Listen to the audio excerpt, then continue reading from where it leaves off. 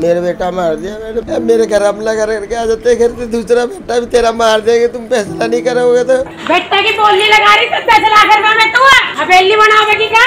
एक बार बनवाला, इतना ले लिया। तो एकदम से इसके पेट में भड़ाम जैसी बोला, मेरा भाई भग के गया, देखा तो इसके चाकू मारा, उसने ईंट उठाई मेरे भाई ने, वो भगा तो वो ऐसे चाकू नहीं निकल रहा ना, ऐसे घुमा के चाकू लेके वो भग गए निकाल के। अब वो रोज धमकी दे रही है हमारे को, कह रही नहीं तो फैसला कर लो, फैसला ही नहीं कर तुम्हारा दूसरा बेटा भी ऐसे ही मार देंगे। फिर ये ऐसे अपने हाथ रख के उसके कंधे पे हाथ रख के ऐसे यहाँ तक आया, जब ये चारपाई पे लेट गया तो इसने ऐसा हाथ छोड़ दिया, तो इसकी छोटी छोटी आंतें टूट के नीचे गिर गई और वो छेद हो गया यहाँ पे। पर हम सब पे गए कि हमारे भाई की कोई गवाही दे दो, किसी ने भी गवाही नहीं दी, किसी ने भी हमसे ऐसे बोल दिया कि तुमने तो अपना खो दिया, कि हम अपना बेटा खोना चाहते हैं। तेरे बेटा मार दिया तो क्या नौक कर जा, दुनिया के मरते हैं क्या, ऐसे बोलते हैं मेरे से। नमस्कार, मैं रिया और आप देख रहे हैं झलको दिल्ली। अभी इस वक्त मौजूद है हम लोग कल्याणपुरी के 11 ब्लॉक में। आपको बताएं कि यहाँ पर 2018 का एक मामला सामने आया है, जिसमें बताया जा रहा है कि एक व्यक्ति को दिन के समय बहुत सारे लोगों के बीच में ही चाकू से वार करके मार दिया जाता है। उसके बाद उसके अपराधी को सजा भी मिलती है, लेकिन वो सजा अभी पूरी भी नहीं हुई है और वो बाहर आ चुका है। ऐसे में परिवार वालों के साथ बातचीत करेंगे, आखिर क्या समस्या आ रही है और क्या पूरा मामला है वो जानने की कोशिश करेंगे। पहले मैम, क्या नाम है आपका? सरबती कौर मेरा नाम है। मेरा बेटा मार दिया मैंने, मेरे घर हमला करके आ जाते घर से, दूसरा बेटा भी तेरा मार देंगे, तुम फैसला नहीं करोगे तो। अब मैं डरते अकेली रहती हूँ मैं यहाँ पे, मेरे साथ कोई भी नहीं, मेरा बेटा गया उधर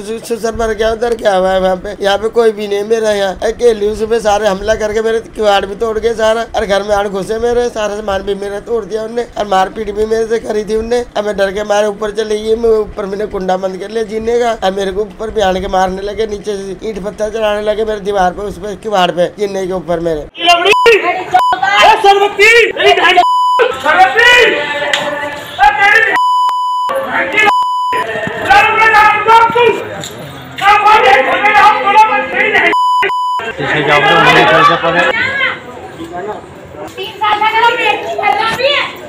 बेटा की बोलने लगा रही तो फैसला करवा में तू हवेली बनाओगी क्या? एक बार बनवाला, इतना ले लिया। क्या उम्र है आपके लड़के की? 22 साल उम्र है उसकी, मेरे लड़के की। इन्हें पार्क में मारा था, गुरुद्वारे के पार्क में। बहुत जने खड़े थे वहाँ पे, किसी ने बचाया नहीं, पहाड़ी की टैंक के नीचे मारा था, किसी ने बचाया इसको, अकेला था वो। अरे ये 4 जने थे, 5 इन्हें मारा। मैम, आप? मैं बहन हूँ उनकी। अच्छा, ये बताइए, आप बता रहे हैं जैसे कि बहुत सारे लोगों के बीच में मारा था, क्या कारण था जो चाकू से मारा? कारण क्या, मेरी बड़ी भाभी का केस चल रहा था, ये तो बोलता ही नहीं था, किसी मैटर में नहीं बोलता था उनके, कभी इसने पूछा भी नहीं भाभी तुम्हारे केस का क्या बना क्या नहीं, भाभी से भी नहीं बोलता था, मेरी बड़ी से भी। जैसे छोटा था तो इधर ही घुला मिला रहता था, पर ये उन मामलों में इतना दखल नहीं देता था। अब उनके मन में हमें पता ही नहीं था कि क्या था क्या नहीं, कि इसको किस वजह से मारा, कोई वजह भी नहीं पता चली। हमारे वकील को पूछना चाहिए था किस वजह से तुमने उसको मारा, पुलिस वालों को पूछना चाहिए किस वजह से मारा। पुलिस वालों और हमें धमकी देते हैं, कोई वजह नहीं निकाल रहे, कहते उसकी लिखी आई हुई थी इसलिए उसका खत्म हो गए। वो कितने अपराधी थे? 5 थे मैम। 5 को पकड़ लिया गया? 5 को नहीं पकड़ा, 4 पकड़े थे हमारे उस टाइम जुबा पे, 4 ही आए थे तो 4 को इनने पकड़ा। 5वां तो यही रह रहा था, वो अपने मामा के घर में छुपा हुआ था यहाँ।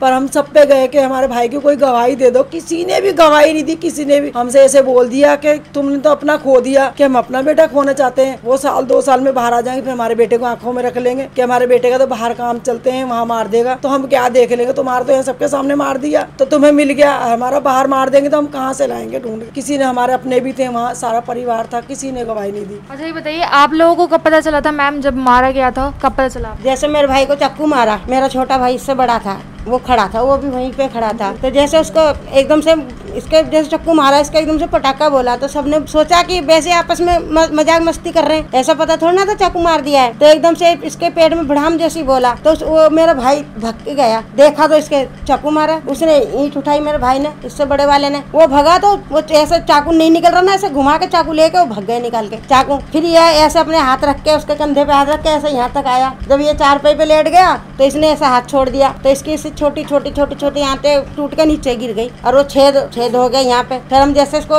लाल बहादुर ले गए, पुलिस भी आ गई वहाँ पे, सुच्चे भी, तो ये सुच्चे हमको अंदर जाने नहीं दे रहा, देखने नहीं दे रहा, कह रहा अब ये जिंदा है, इसमें सांसें, खून लो, ये लो, खून चढ़ेगा वो चढ़ेगा, चल मेरे बच जाए, भगवान करे किसी की खातिर, किसी का बोल सच हो जाए। तो एकदम से मेरी बुआ आई, मेरी बुआ ने उससे कहा सुच्चे से कि मुझे जाने दो, उसको भी नहीं जाने दे रहा, जबरदस्ती चली गई अंदर, वो जोर झपटे करके चली गई जबरदस्ती। उसने देखा तो मरा हुआ है, कपड़ा उड़ा रखा था सफेद, तो उसने सुच्चे से कहा तुम इतनी देर से हमें बेवकूफ बना रहे थे, झूठ बोल रहे थे, लड़का तो अंदर मरा हुआ है हमारा, और तू हमसे बोल रहे खून लो ये लो। फिर हमें ऐसा किसने SHO ने आप लोगों से कहा? हाँ, मतलब लड़के को ब्लड चाहिए, आप वो लेके आए? हाँ लेके आओ। तो फिर जैसे देख के ही वो लड़का हमारा जैसे हम ऐसे चिल्लाने न लग गए, तो जैसे रिश्तेदारों ने हमें पकड़ के एक शेड कर दिया, इसको लेके जा रहे वहाँ मुर्दा घर में, इसको निकाल लिया लेके जा रहे। जैसे हम पीछे भागे तो हमें वहाँ नहीं जाने दिया। हमें फिर वहीं पे, मैं तो वहीं पे गिर गई थी, चक्कर आया। फिर मैंने उठ के देखा एकदम से, तो एकदम से थोड़ी सी हवा चली, इसके मुंह पे से कपड़ा उतर गया। बस हमने बहन वही शिकल देखी है। और एक जब जलाने ले गए थे, जब शिकल देखी बेकार, अब भी मम्मी को धमकी दे के जा रहे। सवेरे भी उनके रिश्तेदार घर पे आ गए, जीने पे ईंट चला दिया, कुछ चला दिया, फैसला कर लो नहीं तो हम मार देंगे, तुम्हें एक मारे दूसरा मारेंगे, 20 लाख दे देंगे, ये दे देंगे वो देंगे। ऐसे ऐसे मम्मी को धमकी दे के जा रहे हैं। बता हम क्या करें, अकेला घर है, मेरी मम्मी का कोई नहीं है यहाँ पे। ये चाहते हैं हमारी कार्रवाई करी जाए, हमारी विनती सुनी जाए हमारी, और मेरे भाई को इंसाफ दिया जाए। मैं अच्छा, जिसने मारा है आपके बेटे को, उनसे कोई जान पहचान है आप? हाँ, ये रहते हैं, पड़ोस में रहते हैं, यहाँ पे ही हमारे सामने रहते हैं। हमारी कोई लड़ाई नहीं थी इनके साथ, इन्हें जाके पार्क में मारा, हमारे कोई लड़ाई झगड़ा था नहीं इनके साथ। हमें पता होता है हमारा लड़का मारेंगे तो हम लड़के ऊपर मरवाने देते कोई, कि इनके हाथ से मरवाते हम लड़के को।